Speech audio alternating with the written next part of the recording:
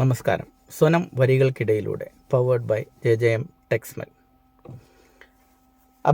Abhinandan Mishra Sunday Guardian പത്രത്തിൽ എഴുതിയ ഒരു ലേഖനത്തെക്കുറിച്ചാണ് ഇന്ന് പ്രതിപാദിക്കുന്നത്. അമേരിക്ക ആസ്ഥാനമായുള്ള ഒരു കമ്പനി നടത്തുന്ന ഒരു സ്കോറിംഗ് സംവിധാനം കാരണം രാജ്യത്തുടനീളമുള്ള ദശലക്ഷക്കണക്കിന് ഇന്ത്യക്കാരുടെ വായ്പ എടുക്കൽ ശേഷി ശാശ്വതമായോ താൽക്കാലികമായോ തകരാറിലായി. സിബിൽ സ്കോർ എന്ന് വിളിക്കപ്പെടുന്ന ഒരു 3 അക്ക നമ്പർ വളരെ കാലമായി ഏതൊരു വ്യക്തിയുടെയും ക്രെഡിറ്റ് യോഗ്യത നിർണ്ണയിക്കുന്നതിനുള്ള അവസാന വാക്കാണ്. 300 മുതൽ 900 വരെ ആരംഭിക്കുന്ന ഈ സ്കോറ് വ്യക്തികളുടെ നിയന്ത്രണത്തിലല്ലാത്ത ഒന്നിലധികം ഘടകങ്ങളെ ആസ്ഥാനമാക്കിയുള്ളതാണ്. തമ്പ് റൂൾ അനുസരിച്ച് പാൻ കാർഡ് ഉള്ള എല്ലാവർക്കും സിബിൽ സ്കോർ 300 ഉണ്ട്. ഏറ്റവും താഴ്ന്ന സ്കോർ 300-ഉം ഉയർന്നത് 900-ഉമാണ്. വായ്പ നൽകുന്നയാൾക്ക് വിദ്യാഭ്യാസമോ വാഹനമോ വ്യക്തിഗതമോ ഭവന വായ്പയോ ആകട്ടെ, സ്കോറിനനുസരിച്ച് ഏതെങ്കിലും തരത്തിലുള്ള വായ്പ നൽകണമോ എന്ന് തീരുമാനിക്കാൻ ബാങ്കുകളും ധനകാര്യ സ്ഥാപനങ്ങളും ഉപയോഗിക്കുന്ന സ്കോറാണിത്. ഈ പവിത്രമായ സ്കോറുകൾ മതിയായ സ്വീകാര്യമായി കണക്കാക്കപ്പെട്ടാൽ പണം കൊടുക്കേണ്ട പലിശ നിരക്ക് തീരുമാനിക്കുമ്പോൾ പണമിടപാട് ദാതാക്കളുടെ വിവേചനാധികാരം പ്രാബല്യത്തിൽ വരും. ഇപ്പോൾ ട്രാൻസ് യൂണിയൻ സിബിൽ ലിമിറ്റഡ് എന്നറിയപ്പെടുന്ന credit information bureau India limited RBI Siddiqui കമ്മിറ്റിയുടെ ശുപാർശകളെ അടിസ്ഥാനമാക്കി 2000-ലാണ് സംയോജിപ്പിച്ചിട്ടുള്ളത്. 2003 സിബിൽ അതിൻ്റെ ഏക സാങ്കേതിക അനലിറ്റിക്സ് തീരുമാന സേവനദാതാവായ US ആസ്ഥാനമായുള്ള ട്രാൻസ് യൂണിയനുമായി കൈകോർത്തു. അക്കാലത്ത് ടെക്നോളജി, ക്രെഡിറ്റ് സ്കോറുകൾ, മറ്റ് മൂല്യവർദ്ധിത സേവനങ്ങൾ എന്നിവയുടെ ഉപയോഗത്തിനായി സിബിൽ നൽകിയ റോയൽറ്റിയിൽ നിന്ന് ട്രാൻസ് യൂണിയൻ വരുമാനം നേടുന്നുണ്ടായിരുന്നു. ക്രമേണ ട്രാൻസ് യൂണിയൻ സിബിലിലെ ഓഹരികൾ ഏറ്റെടുക്കാൻ തുടങ്ങി. 2011 ഡിസംബറിൽ 7.51% ഉടമസ്ഥാവകാശവും സിബിലിൻ്റേത് ട്രാൻസ് യൂണിയൻ സ്വന്തമാക്കി. അതിൻ്റെ മൊത്തം ഉടമസ്ഥാവകാശം 27.5% ഉയർത്തി. 2007 ബാങ്കുകൾ ധനകാര്യ സ്ഥാപനങ്ങൾക്കായി സിബിൽ ഇന്ത്യയിലെ ആദ്യത്തെ ജനറിക് റിസ്ക് സ്കോറിംഗ് മോഡൽ എന്ന് പറയുന്ന ഒരു മോഡൽ അവതരിപ്പിച്ചു. 2010 അത് ഉയർന്ന അപകട സാധ്യതയുള്ള പ്രവർത്തനങ്ങളെക്കുറിച്ചുള്ള വിവരങ്ങൾക്കായുള്ള ഇന്ത്യയിലെ ആദ്യത്തെ ശേഖരമായി. സിബിൽ ഡിറ്റക്റ്റും ഇന്ത്യയിലെ മോർട്ട്ഗേജുകളെക്കുറിച്ചുള്ള ആദ്യത്തെ കേന്ദ്രീകൃത ഡാറ്റാബേസായ സിബിൽ മോർട്ട്ഗേജ് ചെക്കും ആരംഭിച്ചു. 2011 വ്യക്തിഗത ഉപഭോക്താക്കൾക്ക് സിബിൽ സ്കോർ ലഭ്യമാക്കി തുടങ്ങി. 2014 മെയ് മാസത്തോടുകൂടി ട്രാൻസ് യൂണിയൻ സിബിലിൻ്റെ ഭൂരിഭാഗം ഓഹരിയുടെയും ഉടമയായി. 2017 ആയപ്പോഴേക്കും സിബിലിൻ്റെ 92.1% ഓഹരികളും ട്രാൻസ് യൂണിയൻ്റെ കയ്യിലായി. 2018 ജനുവരിയിൽ പൊതുമേഖലാ ബാങ്കായ ബാങ്ക് ഓഫ് ഇന്ത്യ അതിൻ്റെ 5% ഓഹരികൾ ട്രാൻസ് യൂണിയന് വിറ്റു. 2019 സിബിലിൻ്റെ സ്വന്തം ഫയലിങ്ങുകൾ പ്രകാരം ഇന്ത്യയെ സംബന്ധിച്ചിടത്തോളം അതിൻ്റെ പരിഹാരങ്ങൾ മെച്ചപ്പെടുത്താൻ ഉപയോഗിച്ചിരുന്ന നിരവധി ക്രെഡിറ്റ് ഇതര ഡാറ്റ ഉറവിടങ്ങളിലേക്ക് അതിന് ആക്സസ് ഉണ്ട്. ഏകദേശം 790 ദശലക്ഷം രേഖകളുള്ള ദേശീയ വോട്ടർമാരുടെ രജിസ്ട്രിയും സ്ഥിരീകരിച്ച് സംശയിക്കപ്പെടുന്നതുമായ വഞ്ചന രജിസ്ട്രി പോലുള്ള മറ്റു ഉറവിടങ്ങളും ഇതിലുൾപ്പെടുന്നു. ദേശീയ ഇൻ്റലിജൻസ് ഗ്രിഡായ നാറ്റ്ഗ്രിഡ് തിരഞ്ഞെടുപ്പ് കമ്മീഷൻ ഒരു ഇലക്ട്രിക് റോൾ ഡാറ്റയും പങ്കിട്ടിട്ടില്ല എന്ന് 2021 ഫെബ്രുവരിയിൽ കേന്ദ്ര സർക്കാർ ലോക്സഭയിൽ വ്യക്തമാക്കിയിരുന്നു. നാറ്റ്ഗ്രിഡുമായി ഒരു ഇലക്ട്രൽ റോൾ ഡാറ്റയും പങ്കിട്ടിട്ടില്ല എന്ന് കമ്മീഷൻ വ്യക്തമായിട്ട് പറയുന്നുണ്ട്. അതേസമയം പ്രത്യേക ആവശ്യങ്ങൾക്കായി അവരിൽ നിന്ന് അഭ്യർത്ഥനകൾ ലഭിക്കുമ്പോൾ കേന്ദ്ര സർക്കാരിൻ്റെയോ സംസ്ഥാന സർക്കാരുകളുടെയോ വകുപ്പുകളുമായി ഇലക്ട്രൽ റോൾ ഡാറ്റാബേസ് പങ്കിടുന്നുണ്ട് എന്ന് പോൾ പാനൽ അറിയിച്ചിട്ടുണ്ട് എന്നുകൂടി അവർ ആ വാർത്താക്കുറിപ്പിനകത്ത് കൂട്ടിച്ചേർത്തിട്ടുണ്ട്. ലോക്സഭാ അംഗങ്ങളോട് പറഞ്ഞിരുന്നത് അങ്ങനെയാണ്. വിദഗ്ധരുടെ അഭിപ്രായത്തിൽ US ആസ്ഥാനമായുള്ള കമ്പനിയായ ട്രാൻസ് യൂണിയൻ ഇപ്പോൾ കോടിക്കണക്കിന് ഇന്ത്യക്കാരുടെ രേഖകൾ കൈവശം വെച്ചിട്ടുണ്ട്. അത് ITA 2000 കീഴിൽ സെൻസിറ്റീവ് വ്യക്തിഗത വിവരങ്ങൾ എന്നാണ് രേഖപ്പെടുത്തിയിരിക്കുന്നത്. അത് വ്യക്തിഗത ഡാറ്റാ സംരക്ഷണ ബിൽ 2019 പ്രകാരം നിർണായക വ്യക്തിഗത വിവരങ്ങളായിട്ട് മാറും. ട്രാൻസ് യൂണിയൻ ഡാറ്റ ശേഖരിക്കുന്നു വ്യക്തിയിൽ നിന്നല്ല, ബാങ്കുകളിൽ നിന്നാണ്. ഏകദേശം 2400 ഇന്ത്യൻ അംഗങ്ങളുമായി ഇത് പങ്കിടുന്നത് അതേ ഡാറ്റയാണ്. ഗണ്യമായ ഫീസിന് പകരം ബാങ്കിങ് ഫിൻടെക് കമ്പനികൾ, ചുരുക്കത്തിൽ ഒരു ഇന്ത്യൻ കമ്പനിയായിരുന്നത് ഇപ്പോൾ ദശലക്ഷക്കണക്കിന് ഇന്ത്യൻ പൗരന്മാരുടെ ഡാറ്റയുള്ള ഒരു വിദേശ കമ്പനിയായി മാറിയിരിക്കുന്നു എന്നർത്ഥം. അതിൻ്റെ മൂല്യം $1 ബില്യൺ. 2.65 ബില്യൺ ഡോളറിൻ്റെ കമ്പനി ഇന്ത്യയെ അതിൻ്റെ ഏറ്റവും ലാഭകരമായ വിപണികളിലൊന്നായി കണക്കാക്കുന്നു. അതിൻ്റെ കമ്പനി ഫയലിങ്ങുകളിൽ നിന്ന് അത് വ്യക്തമാണ്.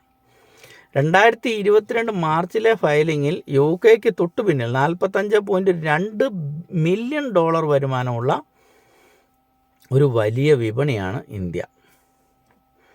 ആഫ്രിക്ക മുഴുവനും ഒരു വിദൂര മൂന്നാമതായിരുന്നു.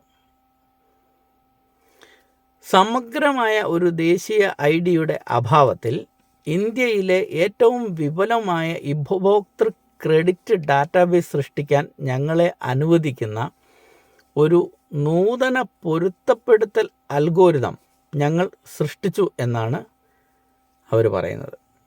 ദേശീയ വോട്ടേഴ്സ് രജിസ്ട്രി, സ്ഥിരീകരിച്ചതും സംശയിക്കപ്പെടുന്നതുമായ വഞ്ചനാ രജിസ്ട്രി, property registry, tax ID database എന്നിവ ഉൾപ്പെടെ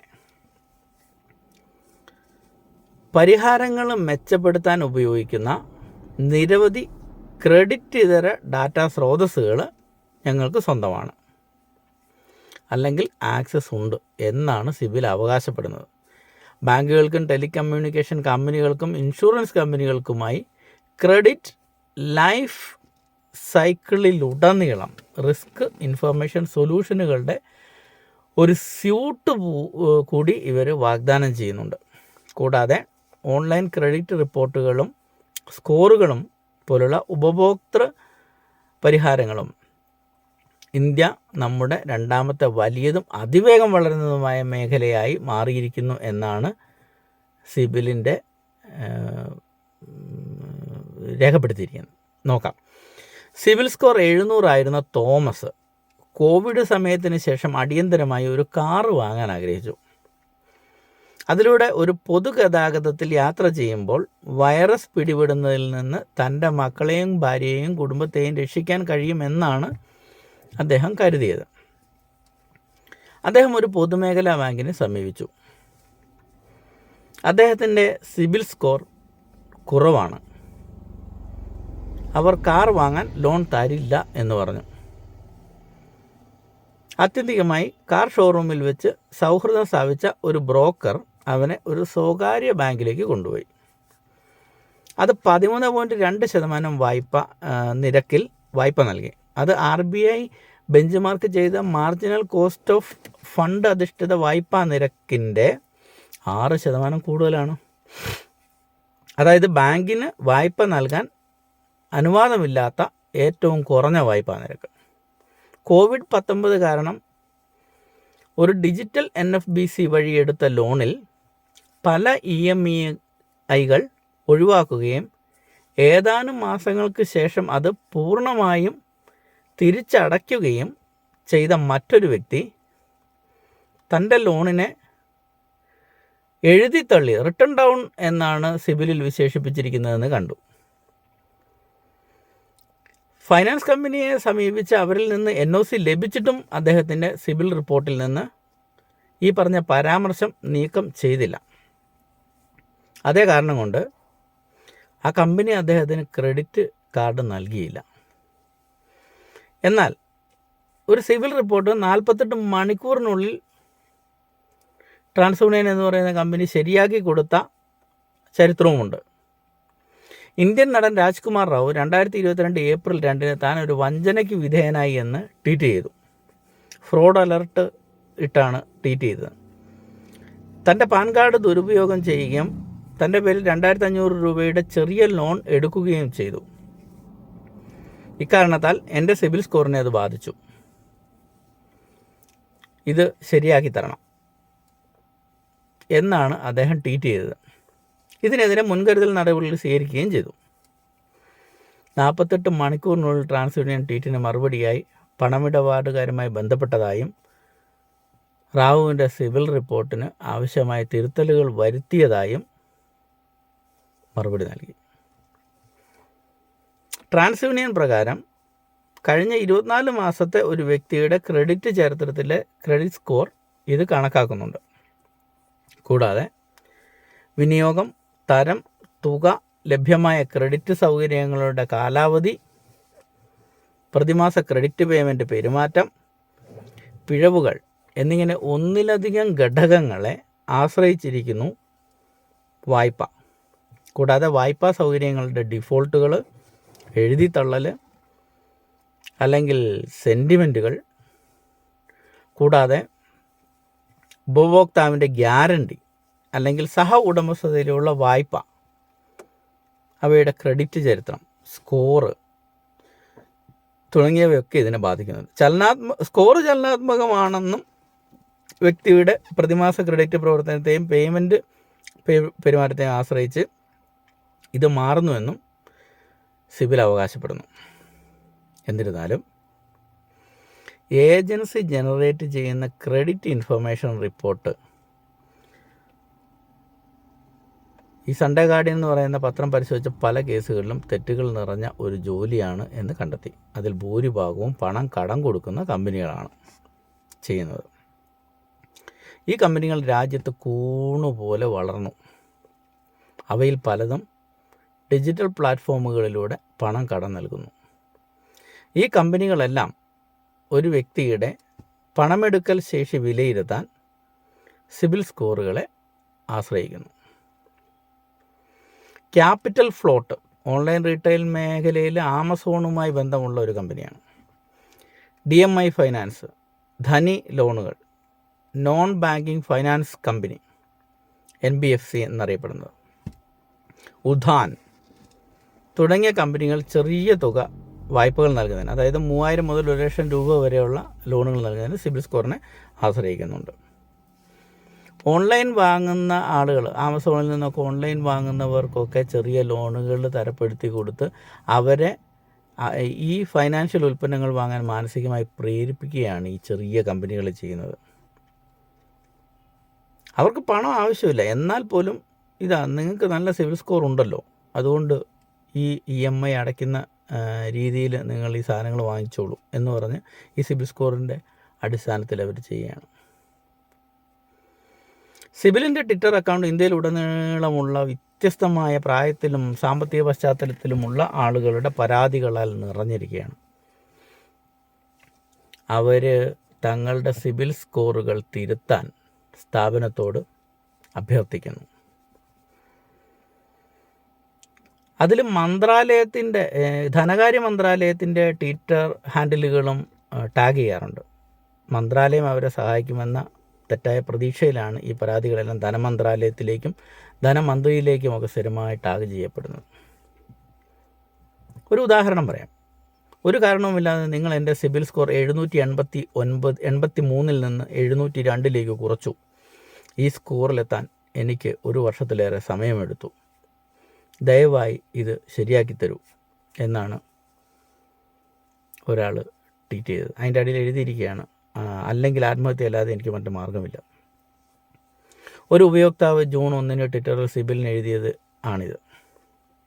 കുറഞ്ഞ സിബിൽ സ്കോർ ബാങ്കുകളെയും ധനകാര്യ സ്ഥാപനങ്ങളെയും ഉപഭോക്താക്കളിൽ നിന്ന് ഉയർന്ന പലിശ നിരക്ക് ഈടാക്കാൻ അനുവദിക്കുന്നു എന്നുള്ളതാണ് പ്രശ്നം. ഈ സ്കോർ കാണിച്ചിട്ട് നിങ്ങൾക്ക് സ്കോർ കുറവാണ്, അതുകൊണ്ട് ഇത്ര റേറ്റിലേ തരാൻ പറ്റുള്ളൂ എന്ന് പറയും. അത് കേൾക്കാനേ പറ്റുള്ളൂ.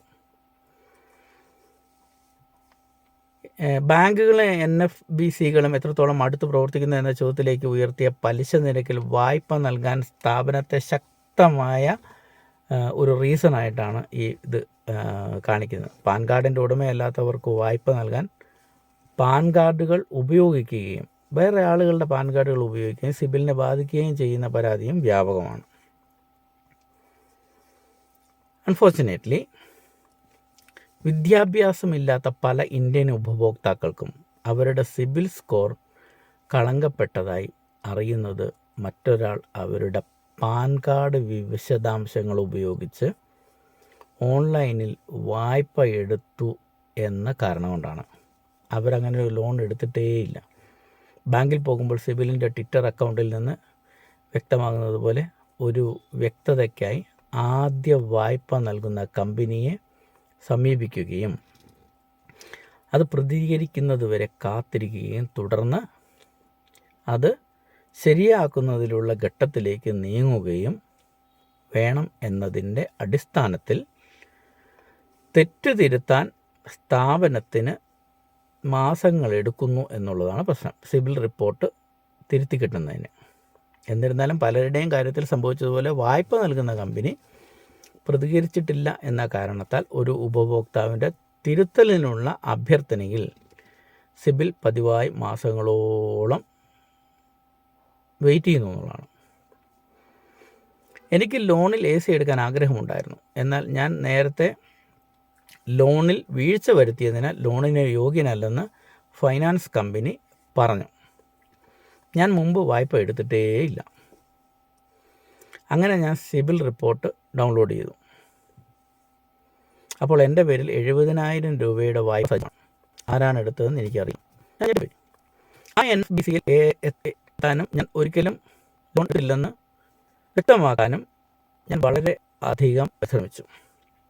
ഒടുവിൽ അവർ സമ്മതിച്ചു. അവർ ഒരു നോ ഓപ്ഷൻ സർട്ടിഫിക്കറ്റ് എനിക്ക് നൽകി. സിബിലിലേക്ക് വന്നു. പക്ഷേ ഒരു മാസേറെ എൻ്റെ സിബിൽ സ്കോർ അതേപോലെ നൽകണം.